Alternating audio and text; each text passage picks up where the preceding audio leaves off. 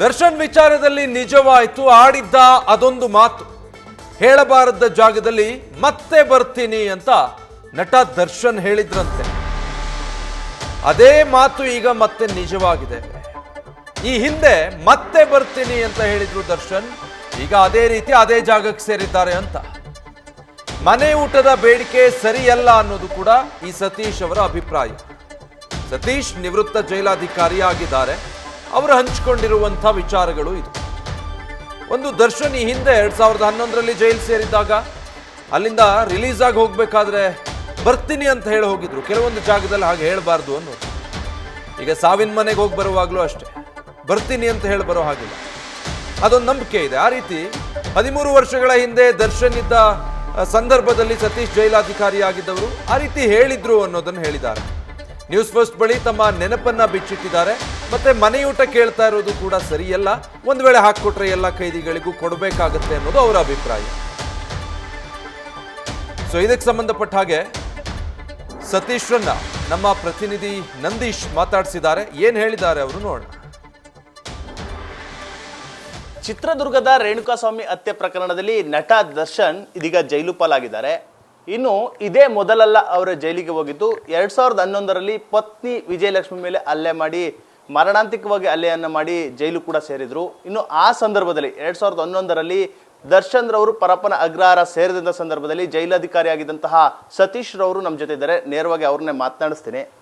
Sir, 2011ರಲ್ಲಿ ನೀವು ಕೂಡ ಅಧಿಕಾರಿ ಆಗಿದ್ರಿ ಪರಪ್ಪನ ಅಗ್ರಹಾರದಲ್ಲಿ. ಆ ಸಂದರ್ಭದಲ್ಲಿ ನಟ ದರ್ಶನ್ ರವರು ಕೂಡ ಜೈಲು ಪಾಲಾಗಿದ್ರು.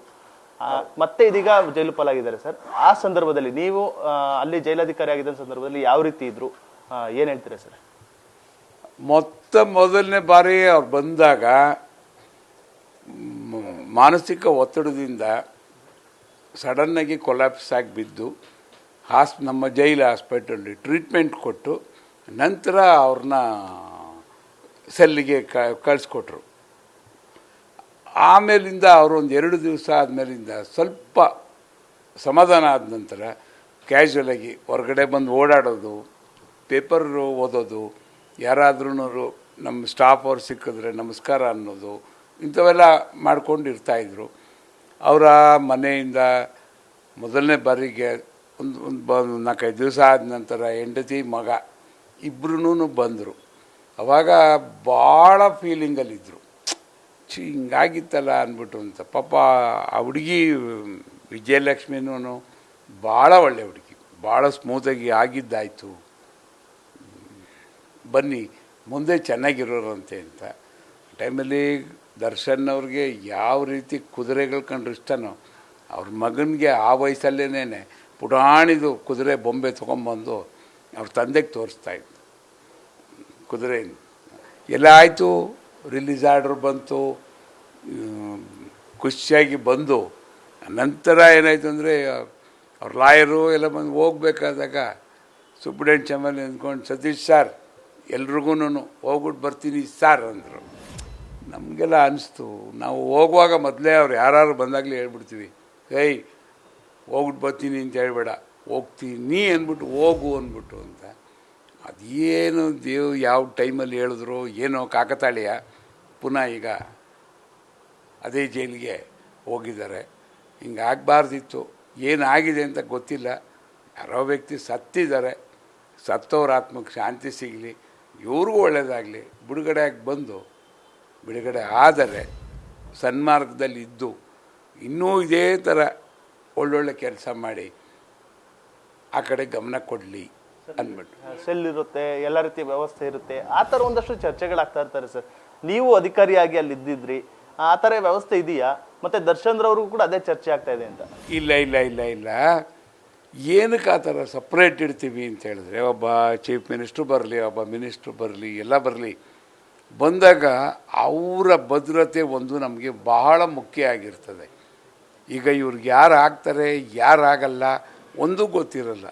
ಅಭಿಮಾನಿ ಅಂತ ಬಂದು ಏನಾದ್ರು ತೊಂದರೆ ಕೊಟ್ಬಿಟ್ರೆ ನಾಳೆ ಹೀಗೇ ಅವ್ರ ಅಭಿಮಾನಿಗಳೆಲ್ಲ ರೊಚ್ಚಿಗೆದ್ದು ಕೂತವ್ರೆ, ಇನ್ನು ನಾಳೆ ಲಾ ಆ್ಯಂಡ್ ಆರ್ಡ್ರಿಗೆ ಎಷ್ಟು ಪ್ರಾಬ್ಲಮ್ ಆಗ್ತದೆ. ಹಾಗಾಗಿ ಅವ್ರನ್ನ ಸಪ್ರೇಟ್ ಇಟ್ಟಿರ್ತೀವಿ, ಎಲ್ರಿಗಿನ ದೂರದಲ್ಲಿ ಇಟ್ಟಿರ್ತೀವಿ.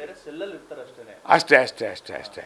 ಸಾಮಾನ್ಯ ಎಲ್ಲ ಬಂದಿಗಳಿಗೂ ಒಂದು ಕಾರ್ಪೆಟ್ ಆಗಲಿ ಇವಾಗಲಿ ಏನು ಕೊಡ್ತಾರಲ್ಲ ಅವೆಲ್ಲ ಕೊಟ್ಟಿರ್ತಾರೆ. ಸರ್, ಇನ್ನೊಂದು ಚರ್ಚೆ ಅಂದರೆ ಇವಾಗ ದರ್ಶನ್ ರವರು ಮನೆ ಊಟಕ್ಕೆ ಈಗಾಗಲೇ ಅರ್ಜಿ ಹಾಕಿದ್ದಾರೆ ಅಂತ. ಅಂದರೆ ಅದು ಎಷ್ಟರ ಮಟ್ಟಿಗೆ ಸರಿ ಸರ್? ಅಂದರೆ ಊಟ ಕೊಡ್ತಾರಾ ಏನು ಸರ್, ಸರಿನಾ ಏನು ಅಂತ? ನಮ್ಮ ಕರ್ನಾಟಕ ಪ್ರೆಸೆಂಟ್ ಮ್ಯಾನ್ಯುಯಲಲ್ಲಿ ಊಟ ಕೊಡ್ಬೋದು ಅಂತಿದೆ, ಕೆಲವು ಸಮಯ ಕೋರ್ಟಿಂದನೂ ಅನುಮತಿ ತೊಗೋಬಹುದು ಅಂತಲೂ ಇದೆ. ಈ ಕೇಸಲ್ಲಿ ಏನಾಗ್ತದೆ ಅಂತ ಹೇಳಿದ್ರೆ, ಜೊತೆಲಿ ಭಾಳ ಜನ ಇದ್ದಾರೆ, ಬೇರೆ ಬೇರೆ ಆರೋಪಿಗಳೆಲ್ಲ ಇದ್ದಾರೆ.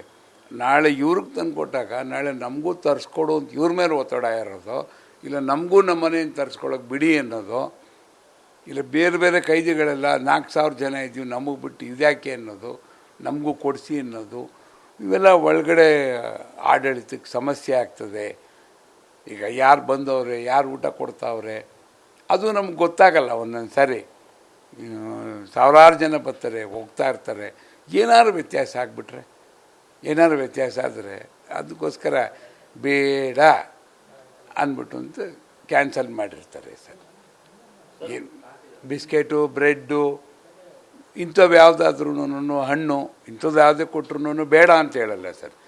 ಊಟ ಎಲ್ಲನೂ ತಂದು ಕೊಡೋಕ್ಕಾಗಲ್ಲ ಸರ್, ಕಷ್ಟ ಇದೆ ಸರ್. ಇಷ್ಟೆಲ್ಲ ಘಟನೆ ಆಗಿದೆ, ಆದರೆ ಅಭಿಮಾನಿಗಳು ಒಂದು ಕಡೆ ಸಮರ್ಥನೆ ಮಾಡ್ಕೊಳ್ಳುವಂಥದ್ದು ಇದು ಎಷ್ಟರ ಮಟ್ಟಿಗೆ ಸರಿ ಅಂತ ಸರ್? ಅವ್ರಿಗೆ ಅಂತ ಅಂದ ನಂಬಿಕೆ ಏನಾಗಿದೆ ಇದು ಕೇಸು ಅಂದ್ಬಿಟ್ಟು ಗೊತ್ತಿಲ್ಲ ಸರ್. ಒಬ್ಬರು ಬಾಯಿಂದ ಒಬ್ರಿಗೆ ಇದು ಸುಮ್ಮನೆ ಏನೇನು ಮನ್ಸಿಗೆ ಬರ್ತದಲ್ಲ ಅವೆಲ್ಲ ಹೇಳೋದು. ನಾವೆಲ್ಲ ಹಿಂಗೆ ಕೂಗಾಡ್ಬಿಟ್ರೆ, ಕಿರ್ಚಾಡ್ಬಿಟ್ರೆ, ಟ್ಯಾಂಕಿ ಮೇಲೆ ಹತ್ತು ನಿಂತ್ಕೊಂಡು ಬಿದ್ದೋಯ್ತೀನಿ ಅಂದರೆ ಬಿಟ್ಬಿಡ್ತಾರೆ ಅನ್ನೋದು ಸುಳ್ಳು ಸರ್. ಹಂಗಿದ್ದಿದ್ರೆ ಭಾಳ ಜನ ರೈಲಿಗೆ ಸಿಕ್ಕಾಕೊಂಬಿಡೋರು, ಕರೆಂಟ್ ಕೈ ಹಾಕಿ ಇದ್ರ ಮೇಲೆಲ್ಲ ನಿಂತ್ಕೊಳ್ಳೋರು. ಅವೆಲ್ಲ ಆಗಲ್ಲ ಸರ್. ನಮ್ಮದೇನೂ ಇಲ್ಲ ಸರ್. ನ್ಯಾಯಾಂಗ ಬಂಧನ ಕಳಿಸಿದ್ದಾರೆ, ಇಲ್ಲಿರ್ತಾರೆ. ಕೋರ್ಟ್ ಯಾವ ಡೇಟ್ ಕೊಟ್ಟಿರ್ತೀವಿ ಅವತ್ತು ಪ್ರೊಡ್ಯೂಸ್ ಮಾಡ್ತೀವಿ. ಕೋರ್ಟಿಂದ ಆರ್ಡ್ರ್ ಬಂದು ಇವ್ರನ್ನ ಜಾಮೀನು ಮೇಲೆ ಬಿಡುಗಡೆ ಆಗಿದೆ ಅಂತ ಹೇಳಿದ್ರೆ ಬಿಡ್ತೀವಿ.